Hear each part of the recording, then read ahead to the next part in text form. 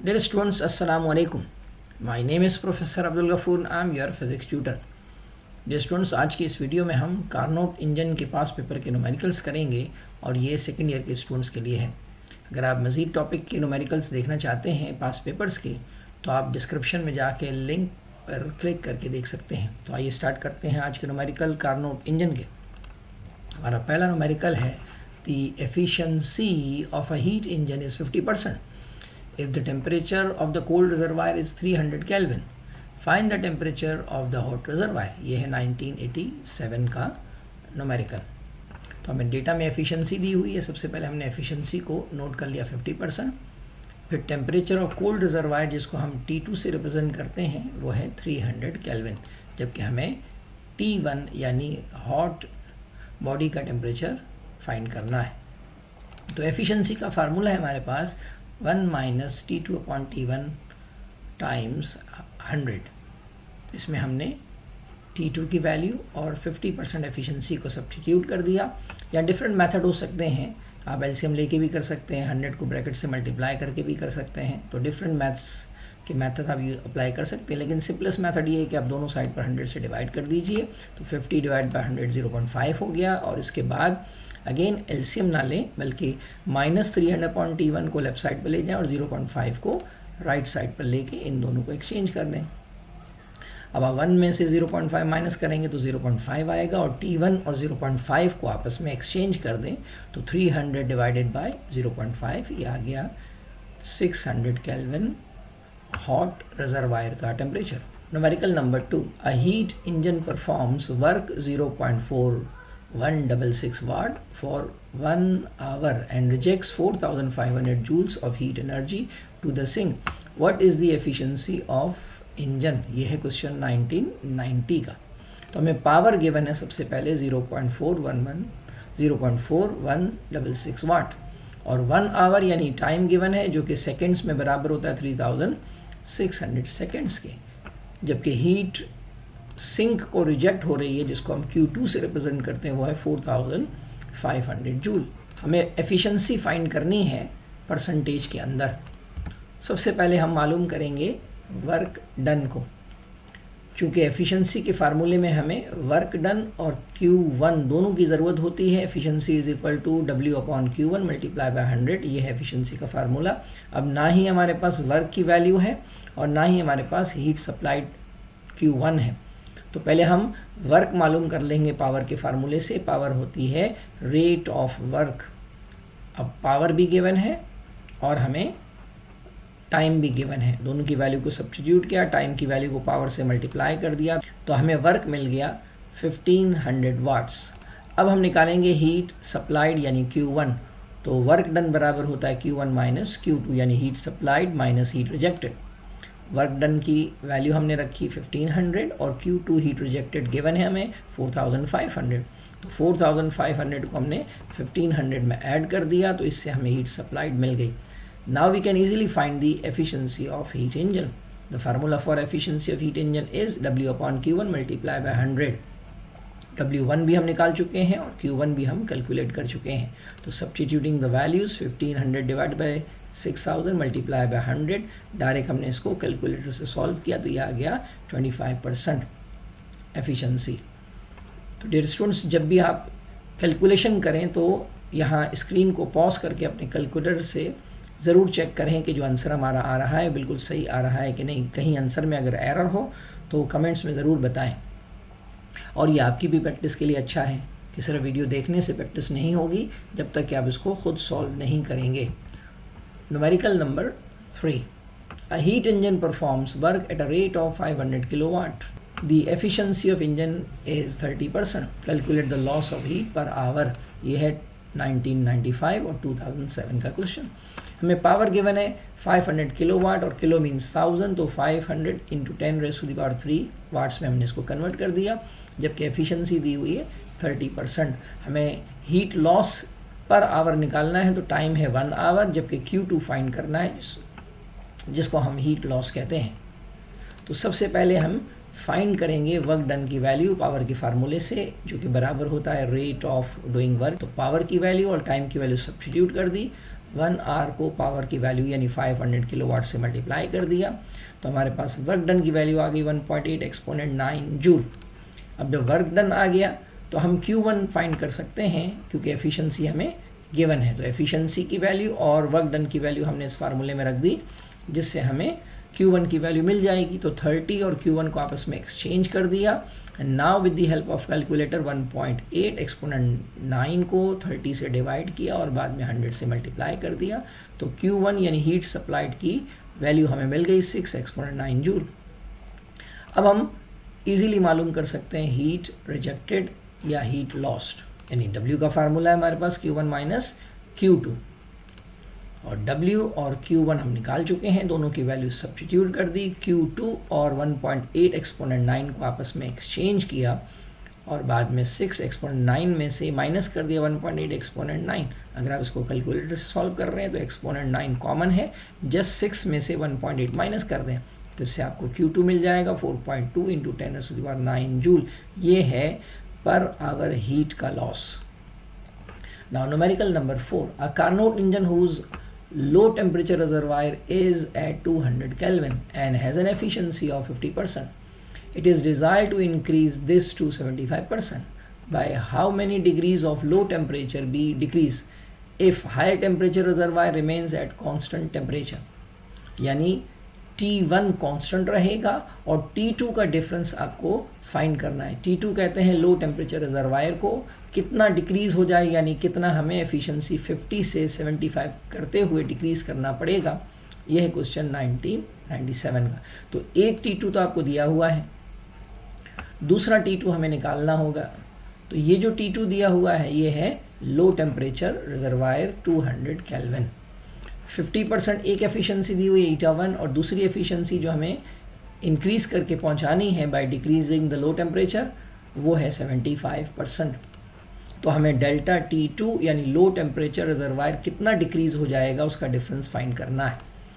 तो पहले हम मालूम करते हैं 50 एफिशिएंसी पर हाई टेम्परेचर रिजर्वायर इस T2 और पहली एफिशिएंसी को यूज करके। तो एफिशिएंसी का फार्मूला है 1 minus T2 upon T1 multiply by 100। तो now dividing by 100 on both sides, तो 50 डिवाइडेड बाय 100 0.5 हो गया।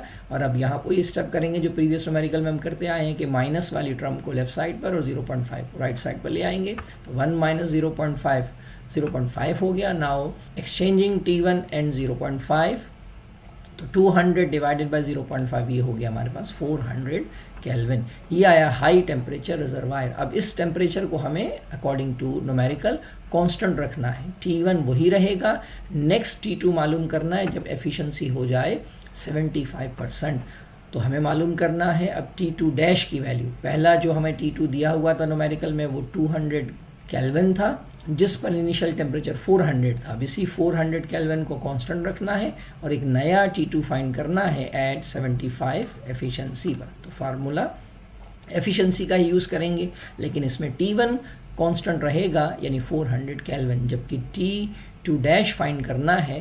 तो हमने एफिशिएंसी और T1 की वैल्यू जो हमने फाइंड की थी उसको सब्स्टिट्यूट कर दिया। Now dividing 100 on both sides, तो 75 डिवाइड बाय 100 होगा 0.75। अब वही स्टेप करेंगे जो से पहले किया था, यानी माइनस वाली टर्म लेफ्ट साइड पर और 0.75 राइट पर आ जाएगा।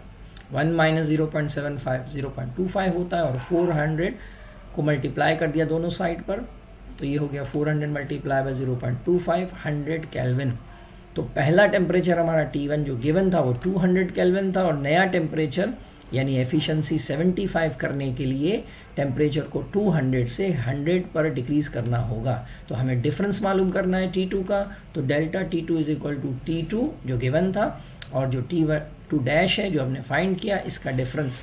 तो दोनों की वैल्यू 200 माइनस 100 सब्स्टिट्यूट कर दी, इससे हमें डिफरेंस ऑफ टेम्परेचर मिल गया। यानी अगर हम लो टेम्परेचर रिजर्वायर 200 केल्विन को डिक्रीज करके 100 केल्विन कर दें तो एफिशिएंसी 50 से 75 इंक्रीज हो जाएगी। नाउ न्यूमेरिकल नंबर 5, सिंपल सा numerical, find the efficiency of Carnot engine working between 100 degree centigrade and 50 degree centigrade. ये है 1999 कराची बोर्ड का क्वेश्चन। दो टेम्परेचर गिवन है, एक हाई टेम्परेचर है 100 डिग्री सेंटीग्रेड और एक लो टेम्परेचर है 50 degree centigrade. Temperature must be in kelvin, लिहाजा हमने दोनों में 273 ऐड करके केल्विन में कन्वर्ट कर लिया। एफिशिएंसी फाइंड करनी है तो सिंपल एफिशिएंसी का formula 1 minus T2 upon T1 multiply by 100। T1 और T2 की वैल्यू सब्स्टिट्यूट की, इन दोनों वैल्यू को डिवाइड करेंगे। पहले एलसीएम लेने की कोई ज़रूरत नहीं है, just divide and subtract from the 1 और बाद में उसको 100 से मल्टीप्लाई कर दें तो ये आ गया 13% efficiency. Now numerical number 6, the low temperature reservoir of a Carnot engine is at 7 degree centigrade and has an efficiency of 40%. It is desired to increase the efficiency to 50%. By how much degree the temperature of hot reservoir be increased? ये है 2000 का supplement का paper, syntax book का 11.11 question. जो previous numerical किया था उसमें हमने लो टेम्परेचर को डिक्रीज करना था, जबकि यहाँ पूछा जा रहा है हाउ हाई टेम्परेचर को कितना इंक्रीज किया जाए, यानी यहाँ डिफरेंस मालूम करना हाई टेम्परेचर का, जबकि प्रीवियस न्यूमेरिकल्स में हमने लो टेम्परेचर का डिफरेंस फाइंड किया था। तो हमें लो टेम्परेचर गिवन है 7 डिग्री सेंटीग्रेड, जिसको हमने केल्विन में कन्वर्ट किया बाय एडिंग 273। दो एफिशिएंसीज गिवन है, एक 40% है और जबकि उसको हमें करना है 50%। और कितना परसेंटेज इंक्रीज होगा, ये 10% इंक्रीज होगा। उसके लिए हमें हाई टेम्परेचर रिजर्वायर के डिफरेंस ऑफ टेम्परेचर को कैलकुलेट करना है, जिसको हमने रिप्रेजेंट कर दिया डेल्टा T1, यानी 2 T1 का डिफरेंस। तो पहले हम निकालेंगे T1 की वैल्यू जब एफिशिएंसी होगी 40%। तो एफिशिएंसी का फार्मूला यूज़ किया हमने 1 minus T2 upon T1 times 100। T1 की वैल्यू हमें नहीं मालूम, लेकिन T2 की वैल्यू जो गिवन है डेटा में उसको सब्स्टिट्यूट किया with along with the efficiency. 100 से डिवाइड कर दिया दोनों साइड पर, ये हो गया 0.4।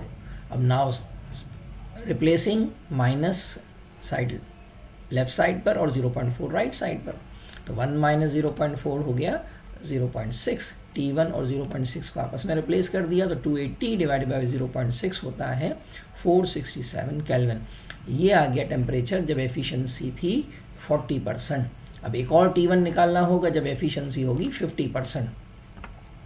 उसका नाम हमने रख दिया T1 डैश और फार्मूला सेम यूज़ किया, लेकिन एफिशिएंसी अब होगी eta2, जबकि T1 डैश हमें फाइंड करना है और T2 कांस्टेंट रहेगा। प्रीवियस के अंदर T1 कांस्टेंट था, अब यहाँ T2 को आपने कांस्टेंट रखना है और हाई टेम्परेचर को चेंज करना है। तो नया वाला हाई टेम्परेचर कितना आएगा, उसके लिए हमने एफिशिएंसी और T2 की वैल्यू सब्स्टिट्यूट कर दी, dividing by 100 on both side, तो 50 डिवाइड बाय 100 हो गया 0.5।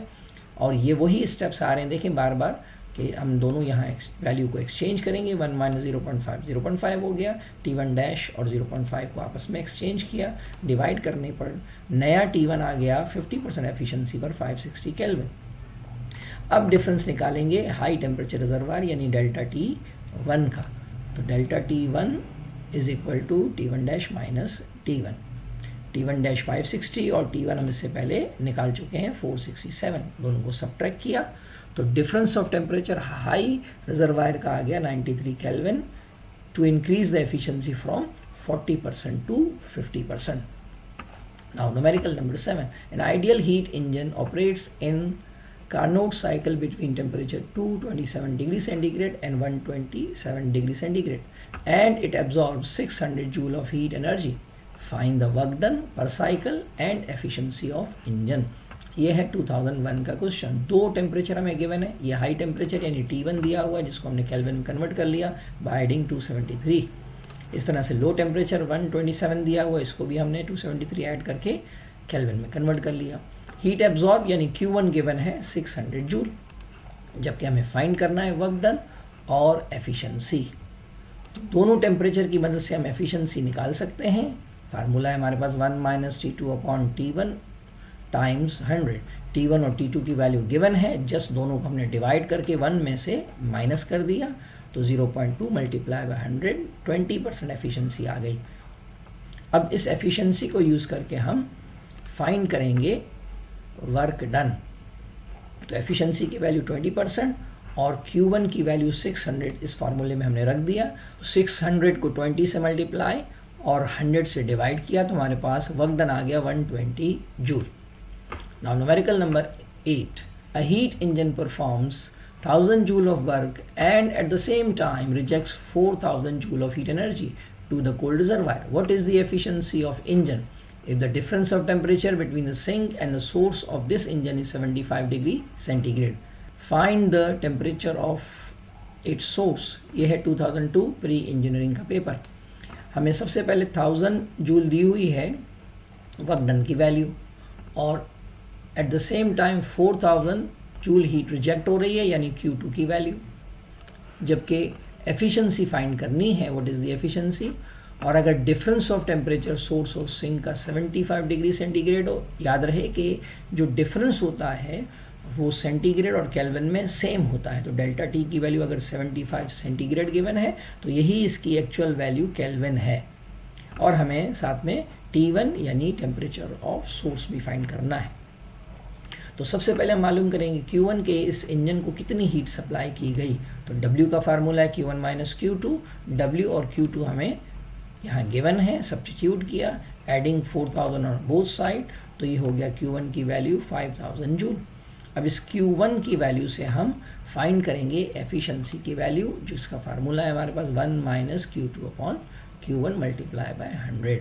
तो एफिशिएंसी के लिए Q1 की वैल्यू भी हमें पता है और Q2 की वैल्यू भी मालूम है। Q1 हमने मालूम कर लिया, जबकि Q2 आप देखें डेटा में गिवन है। तो bye substituting the values just हमने 4000 को 5000 से डिवाइड किया या 0 कैंसिल करने के बाद 4 डिवाइड बाय 5 माइनस 1 किया तो 0.2 आ गया और मल्टीप्लाई बाय 100 किया तो ये आ गई 20% एफिशिएंसी। अब हम T1 निकाल सकते हैं। तो अब T1 निकालने के लिए हमने फार्मूला एफिशिएंसी का यूज़ किया और वो है 1 माइनस T2 अपॉन T1। लेकिन अब मेरे पास ना T1 की वैल्यू है ना T2 की वैल्यू है, तो ये काम करते हैं, इस ब्रैकेट का एलसीएम लेते हैं और एलसीएम लेने के बाद कुछ इस तरह से सिचुएशन हो गई।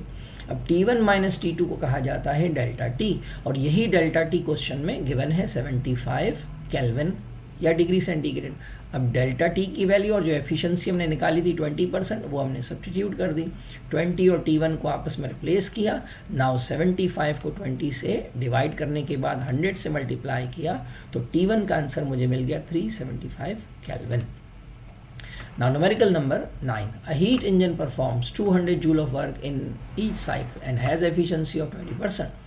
For each cycle of operation, A part, how much heat is absorbed and B part, how much heat is expelled. ये है 2002 सप्लीमेंट और टेक्स्ट बुक का 11.9 न्यूमेरिकल। तो हमें 200 जूल ऑफ वर्क गिवन है तो W की वैल्यू हो गई 200 जूल, जबकि एफिशिएंसी गिवन है 20%। और हमें मालूम करना हीट एब्जॉर्ब यानी Q1 और हीट एक्सपेल्ड यानी रिजेक्टेड, ये हो गया Q2 फाइंड करना है। तो पहले हम मालूम कर लेते हैं Q1 की वैल्यू को, और Q1 की वैल्यू हमारे पास निकलेगी एफिशिएंसी के फार्मूले से, क्योंकि एफिशिएंसी भी गिवन है और W की गिवन है। तो एफिशिएंसी और W की वैल्यू हमने यहाँ सब्स्टिट्यूट कर दी, Q1 और 20 को आपस में रिप्लेस कर दिया, यानी Q1 20 की जगह पे आ गया और 20 Q1 की जगह पे आ गया। तो 200 डिवाइड बाय 20 हो गया 10 मल्टीप्लाई बाय 100, ये हो गया 1000 जूल। अब जब Q1 आ गया तो हम W के फार्मूले से Q2 भी निकाल सकते हैं। तो W is equal to Q1 minus Q2 होता है। W हमें गिवन है 200, Q1 हम निकाल चुके हैं 1000। तो अब Q2 को हम लेफ्ट साइड पर लाएंगे और 200 को राइट पर ले आए, तो ये माइनस पॉजिटिव हो गया और ये पॉजिटिव नेगेटिव हो गया। तो 1000 माइनस 200 आंसर आ गया 800 जूल। तो हीट सप्लाइड 1000 और हीट रिजेक्टेड या expelled 800 joule. Question number 10. A Carnot engine whose low temperature reservoir is at 5 degrees centigrade and has an efficiency of 40%. It is desired to increase this efficiency to 50%. By what degree should the temperature of high temperature reservoir be increased? यह है 2003 pre engineering और 2003 pre medical का question, यानी दोनों pre medical और pre engineering question में एक ही सवाल आया था। और ये क्वेश्चन बिल्कुल प्रीवियस की तरह है, जो टेक्स्ट बुक में भी 11.11 है, वहाँ 5 की जगह 7 दिया हुआ था, बाकी क्वेश्चन ऑलमोस्ट सिमिलर है। तो इसको हम जल्दी से ज़रा समझ लेते हैं कि पहले हमने लो टेम्परेचर की वैल्यू T2 रखा और उसको केल्विन में कन्वर्ट कर दिया, जबकि पहली एफिशिएंसी 40%, दूसरी एफिशिएंसी 50, और हमें T1 का जो डिफरेंस है हाई टेम्परेचर का वो फाइंड करना है। तो पहले हम एक एफिशिएंसी पर T1 की वैल्यू कैलकुलेट कर लेंगे बिल्कुल उसी मेथड से, तो 40% और T2 की वैल्यू सब्स्टिट्यूट करके वही प्रीवियस मेथड से इसको हमने सॉल्व कर लिया। तो यहाँ से हमें T1 की वैल्यू मिल गई 463 केल्विन। अब एफिशिएंसी 50 के ऊपर T1 डैश कितना होगा, तो सेम फार्मूला है, बस इसमें T2 जो है वो कांस्टेंट रहेगा और T1 डैश यानी नया वाला T1 50% पे निकालना है। तो हमने 278 को प्रीवियस में रखा था, यहाँ भी वही रखेंगे और अब एफिशिएंसी होगी 50, तो डिवाइडिंग बाय 100, दोनों को डिवाइड कर 0.5 हो गया और सेम स्टेप रिपीट करेंगे। तो यहाँ हमारे पास T1 डैश यानी 50% पे टेम्परेचर आ गया 556। तो अब दोनों का डिफरेंस यानी 556 और प्रीवियस टेम्परेचर जो हमें दिया हुआ था 463, दोनों का डिफरेंस निकाला तो फाइनल डिफरेंस टेम्परेचर आ गया 93 केल्विन। प्रीवियस का भी आंसर सेम था। अब मज़ीद अगर प्रैक्टिस करनी है तो डियर स्टूडेंट्स ये बुक आपके पास होनी चाहिए, अगर नहीं है तो डिफरेंट बुक स्टॉल से आपको मिल जाएगी। इसमें फर्दर न्यूमेरिकल भी आपको मिल जाएंगे, या आपके पास अगर 10 ईयर्स है तो उसमें भी ये बहुत सारे न्यूमेरिकल्स आप देखें इसी टाइप के आए हुए हैं जो हमने सॉल्व किए। किसी में टेम्परेचर चेंज है, किसी में हीट लॉस चेंज है, किसी का एफिशिएंसी की वैल्यू चेंज है। तो ये 2019 तक इसी तरह के क्वेश्चन आते रहे हैं, तो इसको भी आप प्रैक्टिस के लिए कर लेंगे, या इसका स्क्रीनशॉट लेके इसको आप घर पे एज ए असाइनमेंट सॉल्व कर लेंगे। तो मिलते हैं फिर अगली वीडियो में। अल्लाह हाफिज़।